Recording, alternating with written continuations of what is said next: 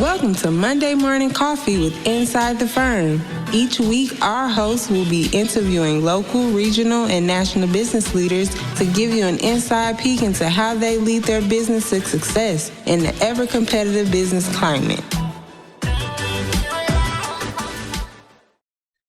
Hello, and welcome to another episode of Inside the Firm with Chad Studer from NOAR Technology. Chad and I have hung out a fair bit at some conferences. I'm really excited to have you on, Chad.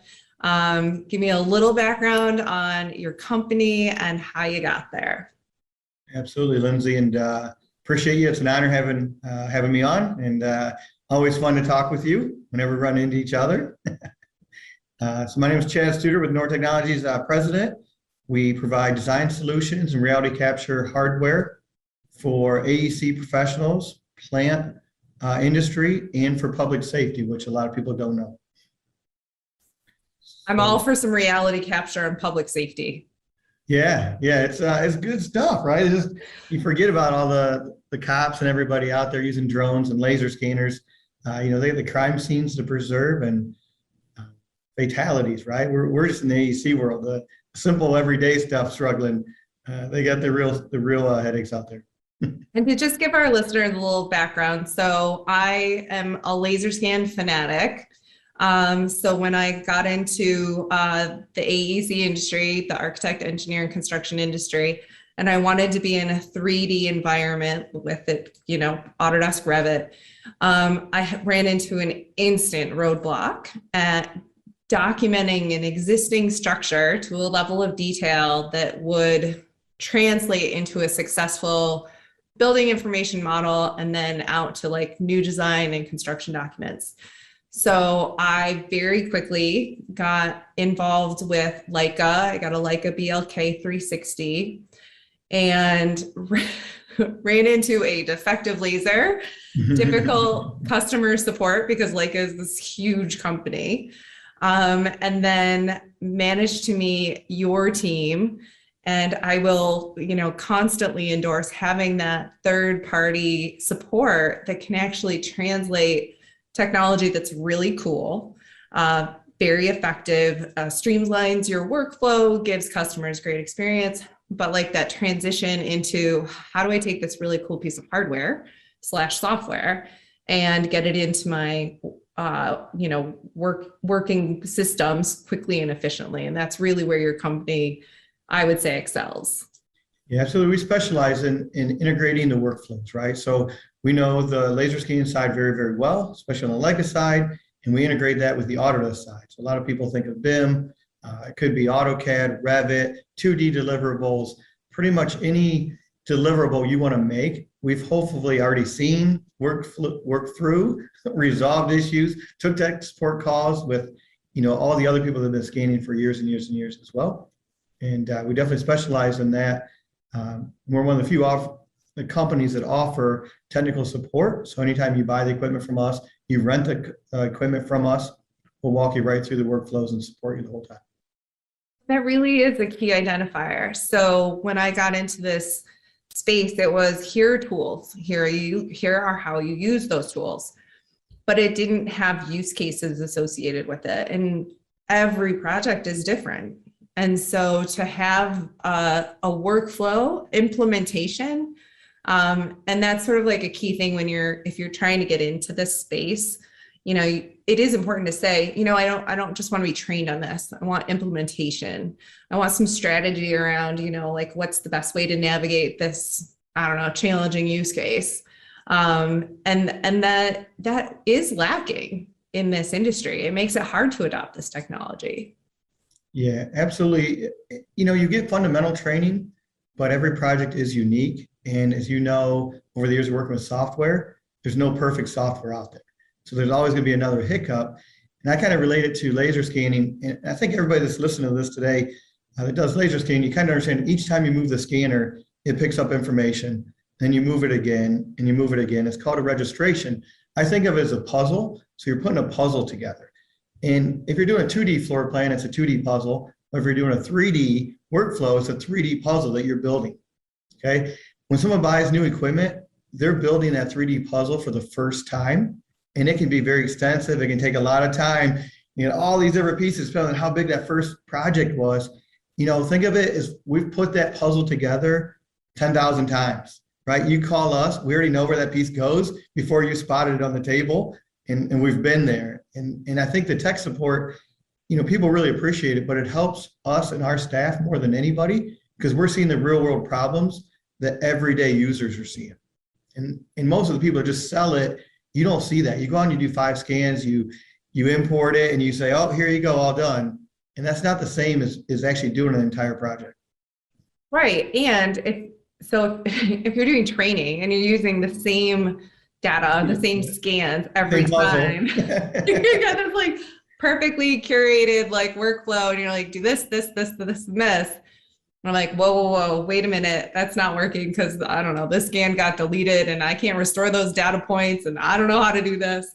And when you're moving into this 3D construction environment, like, what are you seeing from the industry? Are they digesting this reality capture environment? What are some of kind of the key distinguishers you're seeing out there? You might be the wrong person to ask because I got into the laser scanning industry in 1998. So I've seen a very, very, you could say rapid change to where we are today, but it's been so slow to me, for 20 years. It's 23 years since I held up the first scanner. And I think I told you, last time we talked about it was like a mini refrigerator on a tripod, right? In the BLK 360 you're talking about, your scanner is smaller than the batteries we should lug around. And it's the size of a coffee can. Yeah, right. You're like even smaller than a coffee can, right? It's bigger than a 12-ounce pop or something. Like it's half the size of a 2-liter, right? And we walked you ever seen a Weeble Wobble? This thing was like, it had to be 40 pounds in the left hand, 20 some pounds in the right hand. You just walk back and forth as far as you could, set it down, then you do another scan. But our scans were only 40 by 40 views. So think of like those old Kodak throwaway cameras. Okay. That's all you could see. And that would take 20 minutes to scan. And then you would turn and you have to have 3 targets and you have to do another 20-minute scan and another 20-minute scan to register all this data together. So it's really cool to see how far it's came and to watch people still complain how hard it is. Because when you're out there, it was tough. But it's came a long ways over the 23 years. It's just the adoption is much slower than I thought it would be, but I can't imagine the next 10 years where it's going to be either. It's fun to kind of picture that and think of that. Moving a mini fridge around and having to wait for 20 minutes each time. So think about how long laser scanning has been around. And this is the first productive unit, like you could actually do work with it, right? So BIM, the rumor of BIM has been around since the 70s, but I believe it was like Autodesk, somebody coined it, right? And it was really like 2000. So laser scanning was being used on projects before they even coined the term BIM, right? That's kind of because you needed to capture an existing condition regardless of whether or not you were in a 2D or 3D environment. Like you needed it. Right. And one of the things I remember way back, everybody's like, what is this for? Like, why did they invent this? And it was for steel. So imagine these big steel structures and you're trying to move a great big I-beam, hundreds of feet in the air, and you put it in place and it doesn't fit. So what would you do, right? That's some rework. Right. That's some project lag. Right. It's just a small example of all the things maybe we'll talk about later on and how we use laser scanning for every little individual thing, but the time that it took to lower that all the way back down, recut it, put it back into place if you're wrong again. So they would scan that gap way up in the air, check that measurement once, maybe check it 3 times. Who cares? You only have to scan it once. It's all digital now. And then they'd make sure that part was correct, then move it in the air. So that was one of the number one benefits back in the day for laser scanning. Well, and that's really where I got real excited. So if I'm at Autodesk in 2018, I see Turner Construction do a presentation with their BLK. So not by any means like the most expensive, not the most accurate, not the most intense laser scan piece of hardware that you can get. But the presentations that were kicking out there were how quick things moved, how accurate things were. I mean, eighth of an inch is incredible when you're in, these large scale construction projects. And so running down to the floor and really getting to see hands-on, that was Autodesk University 2018, really getting to see professionals that are very well established in the industry get excited about the portability, usability of the scan technology. And it's fundamental, I would say, to the digital transformation that we're all trying to push out and get people excited about. Yeah, absolutely. I remember the day we got our first BLK 360, and it was really fun because it was something that Leica and Autodesk did together, right? So if you remember, we had to have the Autodesk app, and then that kind of powered on the BLK 360. And it was so fun. You had the iPad, and you hit the button, and it would come into the iPad.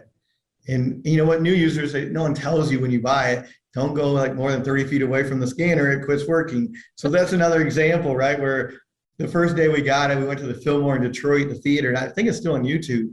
It's like 120 scans in 2 days. I mean, it was just a 3D representation of this entire facility. And you could use it just for insurance purposes or any renovation you wanted to in the future. And everybody was like, how do you know that's accurate? How do you know that's right? That you just scanned and then the other scan and they just went together, and it was like a puzzle, right? It was like magic. It was, it's still memorable today, and it has been a while for that even.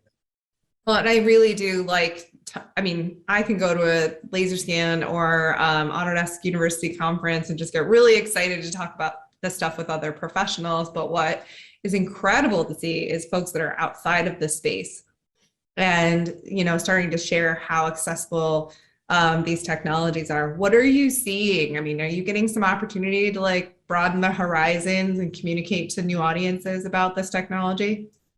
I mean, you have to love the technology. It's always something new. That's the best part, right? What was the BLK 360? It was 3-4 years ago. You said 2018, right? And now we have the BLK to go. You and I were just talking about that one of the past conferences. Which one's better to use? You can just walk through a site now. I don't have to put a puzzle together. I just walk. That's it, right? Like hold it up like the Statue of Liberty, and I have instantaneous data coming in. But then you have the argument, accuracy, what kind of data it is. But it's fun. And I just went to the UAV conference in Vegas. I think it was August, maybe September. And now we have the BLK to fly coming out. So think about putting that technology on a drone, and you're going around flying buildings. And everybody knows about the Boston Dynamics dog, right? So now we have the BLK Arc. Wait, I don't know if they do. I don't know if they do, Dad, tell us about the Boston Dynamics dog. So now we have it on the dog's head walking around. And everywhere you look, you're probably, getting pictures of you or you're being scanned, right? And it's so different. It's changing very rapidly at this rate, right? In a couple of months, we're seeing new technology come out. We have to apply how to use it. And we have to figure out what's the best use cases, right? Manufacturers can always tell you how to use it, but at the end of the day, it's up to us to get hands-on and figure out the best use cases. And that's probably the best thing of laser scanning I've learned over the years. Every time I think I've seen it all, there's a new use case. And those is what drives me at the conferences, and what just makes you listen in awe. Like, you're doing what with it? It's fantastic. So for those who are not familiar with laser scanning at all, I would say like the general consumption of this type of technology is the LiDAR and the iPad. You've got some photogrammetry. There's lots of people that have interacted with what's known as the Matterport tours on a lot of those virtual tour for realtor websites. If you're wanting to be a consumer of, laser scanning, and what are some examples you can talk the listeners through to be a savvy consumer of, you're going to depend on a professional to establish what the use case is, but in some circumstances, if an owner is taking the time to learn about this technology and inform their professional, what are some important informations that those owners need to know in regards to picking what the best tool for their project is? And I think that's the number one thing I see. If you're going to educate somebody, or you always get the people that come to you and like, what would that cost? Or if I want to scan that myself, what would I use? I have no idea. Like, what's your deliverable? Are you capturing it in color? Like, is it going to be a Revit model, AutoCAD model? Is it 2D? Is it 3D? what is the end goal? And that's usually the number one question that will drive what technology that you're going to use. As you know, the Matterport, we think of that as you want to really show off something from marketing. It's the highest end photos in a 3D space that you could get. So if I'm trying to leverage someone to go to Vegas and stay in a penthouse, right, I want to showcase that unbelievable visually. If I'm trying to sell a house, it's perfect for those things. But, personally, some companies might use it for small renovations and room to room. But you start talking about factories or plants or large areas, the accuracy is not going to be there, and you're going to get in trouble trying to extend that accuracy from one end to the other. Small example, when you talk to owners, do you use survey control, right? We've learned over the years, just because you scan it, it doesn't mean it's accurate. There's different types of accuracies that we talk about. And one of my favorite stories back in the day is they scanned a General Motors plant, and they kept scanning and scanning, and then they overlaid it on their 2D documents, and nothing was lining up. And they used control, but they didn't have survey control. They're like sphere to sphere, three targets, but it was accurate. But because they didn't use survey control, it didn't line up. They didn't understand that there's a 1% slope on the entire floor across 1 million square feet to push out the World War II planes. So that got, you would have never saw it. You couldn't even measure it. Right? Yeah. So that's where you just never know what you're going to run into. And in a big situation like that, you run survey control. Now that's giving you X, Y, and Z, those heights, and tying you in and leveling that over 1 million square feet. You could be a foot off one end to the other, and you're resolving that. A lot of times in BIM, architectural MEP, we might not need to know that. We bring it into Revit and we just flatten it out. Right. So again, what is the end goal? Who's it going to? Is there a surveyor, civil engineer involved, or is it just a building renovation? Yeah, and I would say one of the key points is you need the exterior. So the Matterport photogrammetry doesn't do well outside because it's photographs. So you've got a lot of light controls that are an issue. And where I was really geeking out is this LiDAR bounce back measurement is, it's what we use every day. It's just in a more complete package. It was like 360,000 points of measurement per second. Per second, right? And how do you describe a point cloud, Lindsay? What would you say? Like, I always struggle with this. Sometimes I'm like, you ever had a light bright when you're a kid and there's all these little holes because a lot of people don't know that it reflects, like it has a camera. And even if it doesn't do photos, it's still, some of them are 2 million points a second, right, on some of these scanners. And then even if you don't use color, it can reflect multi-hue back. So it could read, like, I think if a street sign is green and has white letters on it, it will reflect back different colors so you can read that. Or you can see paint stripes on a road. Like, it's crazy what you get if you've never seen one, but then you add color and it's phenomenal, right? So how do you describe it? I actually have some collateral. On the spot. I know. Well, so what I say is that in order to have an accurate renovation project, you need to measure. And so you can take a look and you can do a point or shoot measure, but what's happening when the scanner is doing these measurements is creating a cascade of measurements from each scan location. Each of those scan locations are then stitched together to create a point cloud. The point cloud functions as a template for you to build your digital model off of. And each of those each of those points that you're seeing, the visual points, are actually tied to a measurement point. And that's kind of the distinguishing factor, is that you're getting the visual reinforcement of being able to see where everything is when you're doing these scans. But the idea that you can tag one of those and use those as a point of measurement from here to there is really where it distinguishes itself. So I would say you get the best of both worlds. You get the visual representation of the space and you get the measurement associated with that. Right. No, it's good. It's a complete 3D visualization of existing properties, and you can cut a cross section through any part of it that you want and get actual measurements or representation of that object. Right. Let me tell you, when I do a section through a point cloud and that structure is failing, and I can show in a section view what level should be and what the scanner picked up. It is so powerful. it is important. So when you're, especially in a historic renovation or addition, it's hard to strategize where you're going to allocate your money, to rehabbing that structure. So to have a comprehensive slice through a historic building and see where exactly you're going to want to reinforce so that that building can last for like another century. It's just really, it's for me very exciting to see. Like, see, like you could take a golf ball and you can roll a golf ball and know that your house is leaning. On some of them. Like go back to the GM plant, like how fast does that golf ball slide? Right. A true test, right? But it doesn't, so even if you can tell that the ball is rolling from one side of your house to another, it doesn't really give you the information that you would need to compensate for that structural deformation. And if we want to, really do responsible rehabilitation to historic buildings, then that's really a great way of saying, all right, this is where we need some help.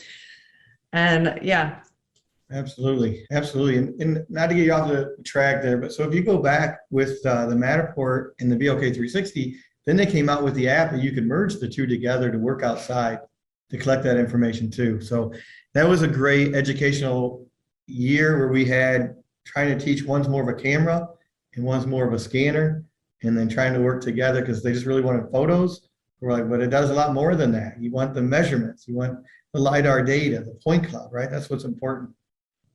I mean, I think so. That's really it's been the breakthrough, especially when I need to collaborate across states or countries, or, it's how everyone can feel accountable.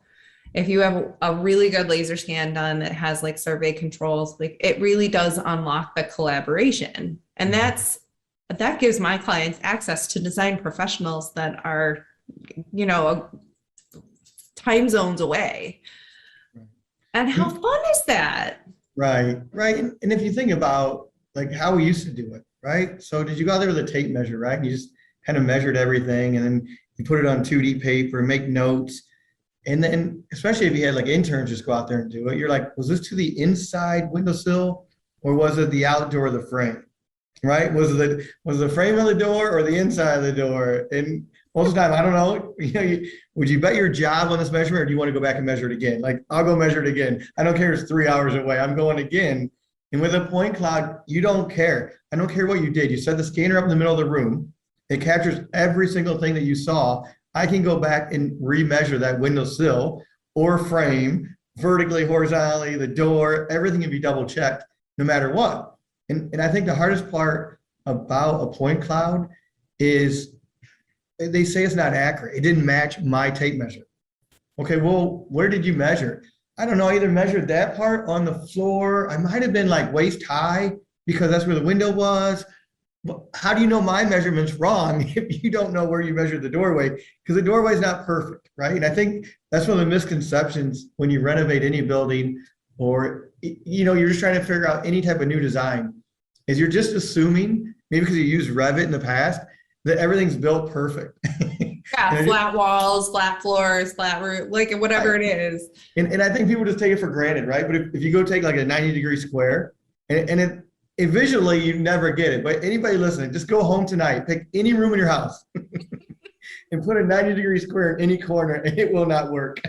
It will not work. Like staircases, like the treads, right? They just have to be a minimum maximum to pass inspection. But if I don't know, if two of them are the same, I'd be shocked, right? They're all off just a little bit. They're not perfect. Woods, when you put in 2x4s, nothing's perfect. You're gonna have that happen. Yeah. And now magnify that on a 1934 building.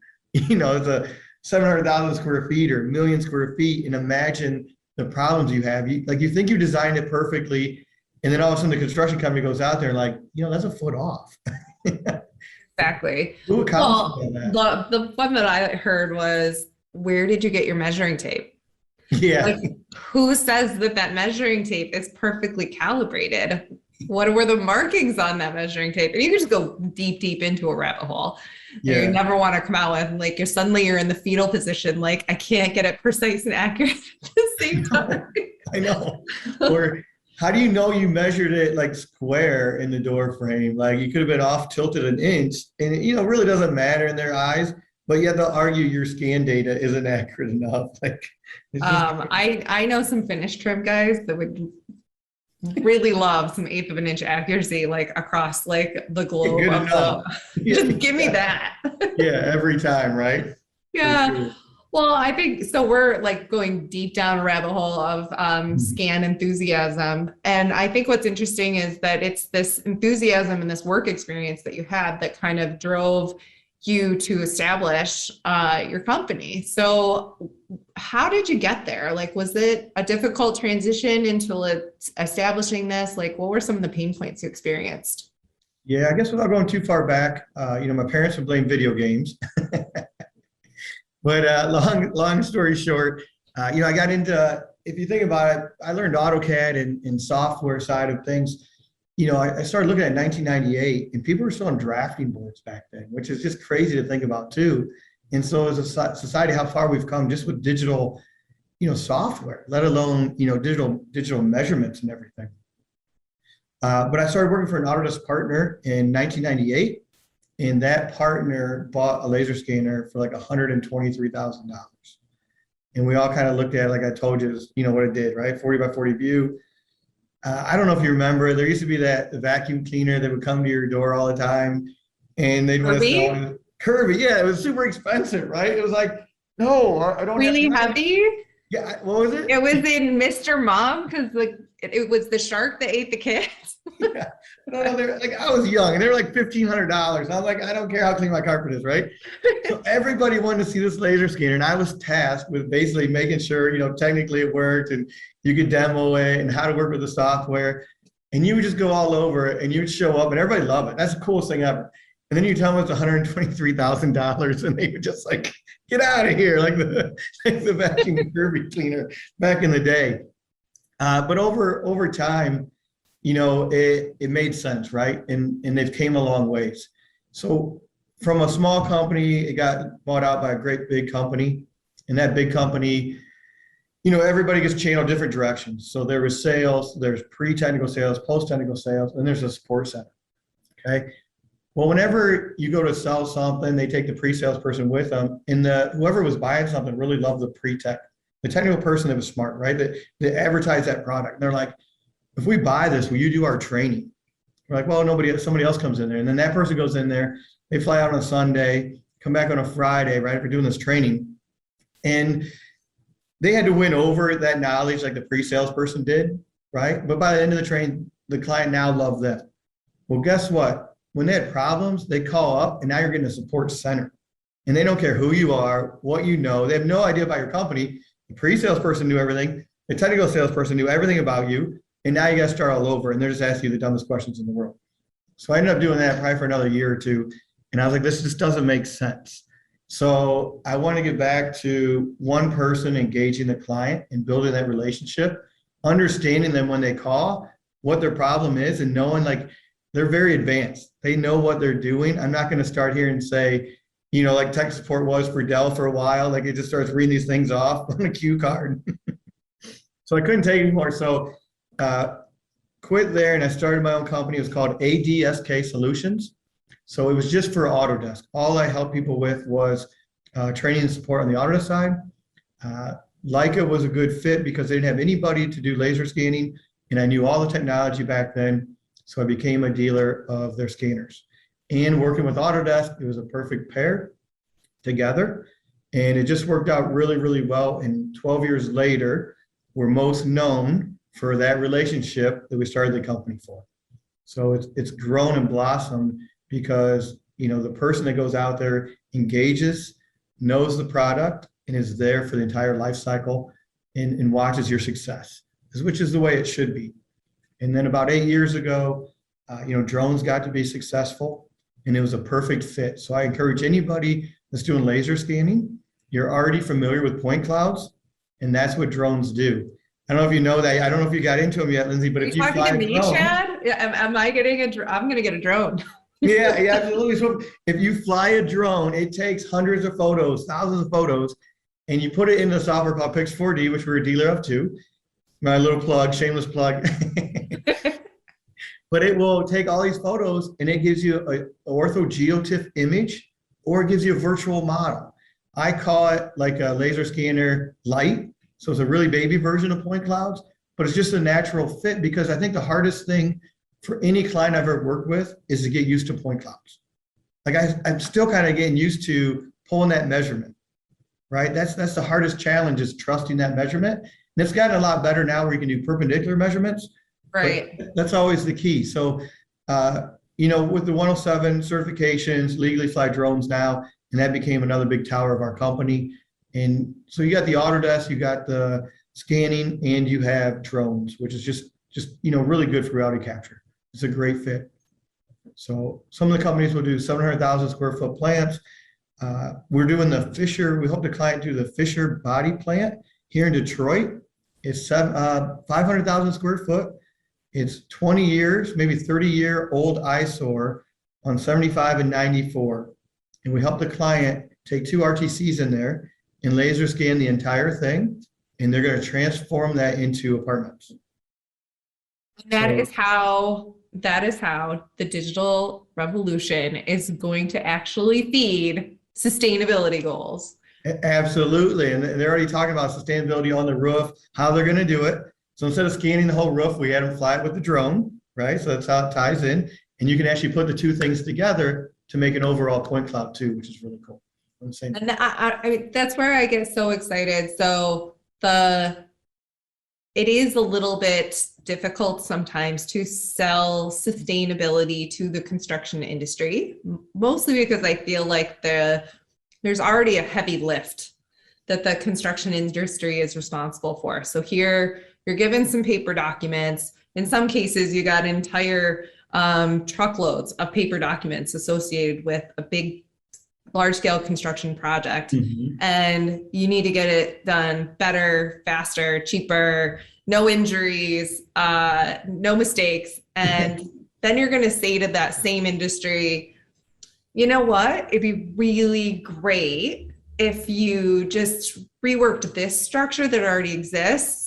We're going to give you really bad measurements. Just bear with us. Really bad measurements. We want you to turn it into, sustain, like really environmentally friendly materials, like that you've never worked with before. Like, just do that. Just construction would be like, go fly a kite. But if we are actually using our technology to give that project team more tools, feel confident about the project, then that actually is viable. Absolutely. I mean, I look back at how people used to do it back in the day, but basically it was a lot of mistakes and a lot of change orders. And that's what we're really eliminating up front. And the owner has an option, to me, is a small, cheap insurance policy of laser scanning it up front for a better solution and return their investment at the end, right? Because otherwise they're going in with a certain amount, and that end amount is going to be way more than you ever expected. And we're going to eliminate that or reduce it dramatically by having the measurements up front, and that the whole team has access to. And that's what are some of the, I would say let's just go with 3 misconceptions about either adopting 3D technology or scan technology with the industry that you kind of want to like push through and get over? The easy button. The VLK has one button, you push it. Everybody wants to scan and they want to have a floor plan or a 3D model. Everybody just thinks it's super easy. Just go do it and come back. Why is it difficult? So I think that's the misconception. I've been doing a long time. I think field scanning is easy, but you forget when you take somebody out there in the field for the first time and they're laser scanning, there's a lot of little things you need to know. And there's little hiccups that happen, and it's your first time. It is difficult, right? So that's probably number one is there's no easy button yet. I don't know, Lindsay, they did come out with the quick plan tool. So you can scan with the BLK 360 with Cyclone Field 360 app, and then you can start tracing the floor plan, and you can click walls and doors, and export it out. Like that is pretty neat. If you don't know the Autodesk solution to, to trace over it or digitize it, Right. that is available. So that's really cool. The other misconceptions, I guess, is just the idea if like that Fisher body plan, right? If you're going to do that and you put it into Revit, everybody draws it as a perfect wall, and there's no perfect wall out there. So now we have this BIM model that everybody wants to work off of, but it's not perfect. The construction crew still goes out there and you're measuring off design documents from an existing building that's not necessarily right. So I think it's always important to have that laser scan data, give to the construction company, subcontractors, whoever it is, to actually take those measurements themselves to do that. The other one is you can design it however you want. You can put your stamp on it and tell me how great it is, right? The construction company doesn't care. They are going to go out there no matter what, and they have to get their job done with the most return on their investment that they can too. And they have deadlines. And you named everything, safety, whatever that is, right? So it seems like it's whatever contractor goes in first is where that thing's going to go. And they didn't even look at the model. So I think the biggest misconception is because you do BIM, the as-bills are going to be perfect afterwards type thing. And you don't. You still have to scan it afterwards, or as everything technology gets better, throughout the construction progress, you're going to have to scan it, get it back to somebody quickly, and then measure and say, look, you put that in the wrong spot, you're going to move it. So the next one can go in there and you're going to pay for the delays. Like that's the only way to make this entire industry better, is to put things where they're supposed to be from the model, enforce the model, and have the as-bills more accurate at the end. I feel like that's how a lot of the software that I'm seeing come into the marketplace is designed to get accessibility. Like it does not matter how amazing my point cloud is if I'm the only one that gets to see it and play around with it. Using it. Like they can look at it, they got to use it too. Zero benefit. And I purposely move away from you. Just trust me, I got the point cloud. It's good. No. Whenever I'm subcontracted to an architect to do like as-built, I'm like, I do a meeting and I show them. I'm like, this is where the structure is off. But of course you have to pick like the averages of where that, wall lies, but just, put that little bubble around it and saying, just fair warning, your structure is just collapsing right here. Right. Fix this. Before you spec that beam, that custom timber, just go measure exactly where you need it to be. But that's a much easier workflow than me saying that you have to find all the discrepancies in this building. Right. How many plans do we see it says field verify or verify in field?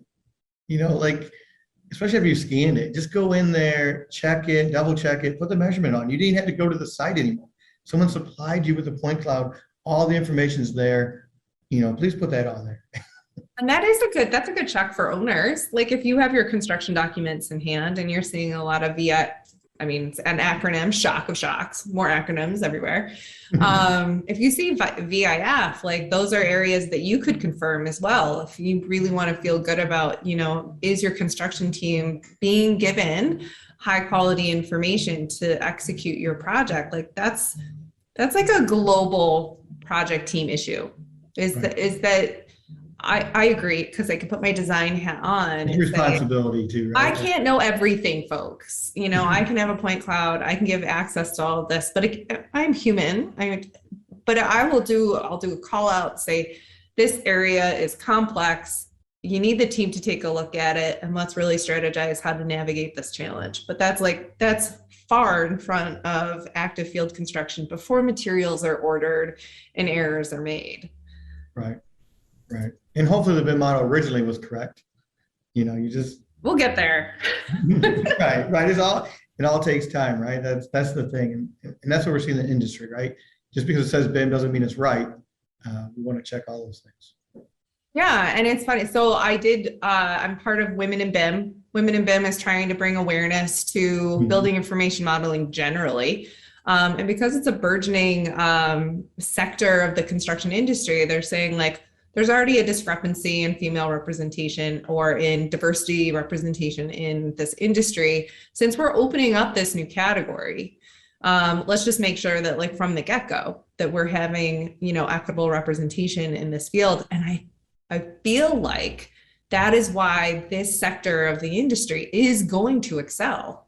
It's because when I go to a laser scan conference, everyone's just really excited to be there because there's like a shared, we want really good data. We want, efficient projects that run on time, on budget. Like there's just sort of a universal culture there that's already established.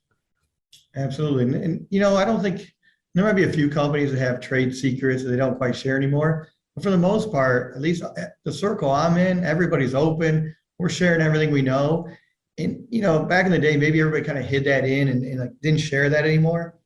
But it's open, and you can share whatever you want because it's the next year and the next year and the next year. You got to keep up again because it just keeps changing, right? And everything we do is changing. Workflows are changing. Where we store the data is changing. What type of data we're getting, right? The BLK2GO is SLAM technology. The nav is CART, and that's SLAM compared to the engineering data. So it's always constantly changing. So whatever you share now, it's gonna be different next year anyhow. Yeah, and just be prepared for that. And that is one of the questions that I like to ask the guests. Like if you're a young person and you're trying to figure out where you want to be professionally, and if you want to move into the construction industry, is there some information, some like approaches that you thought you could share with your younger self that you could share with the audience? Get the best mentor you can. You're going to set yourself up. We got people on LinkedIn. Look up Chad. Yeah. I mean, the number one thing I see is there's still a lot of, what do you say? I won't say architects, professionals that are still not using the new tools.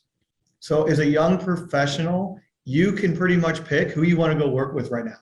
If they're not using laser scanning or some type of new technology that you're interested in, please don't just take the summer job to run around with tape measures and jot down notes, right? That's not getting you anywhere. That's not advancing your career. If you go out there and you use a laser scanner, you just got a skill. You got something you're going to use for the next 20 years. It might not be the same scanner, but you just learn the technology, the registration, the deliverable. Like try to work in a 3D world is probably the, number one thing. However you're there, just make sure you do it.